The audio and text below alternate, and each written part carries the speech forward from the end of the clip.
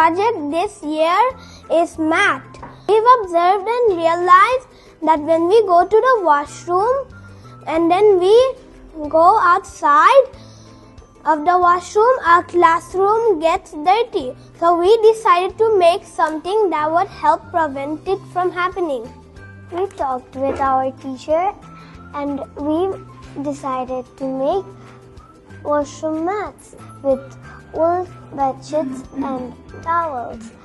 We watched DIY and we learned how to make it. We went to other classes and collect old towels and bed sheets.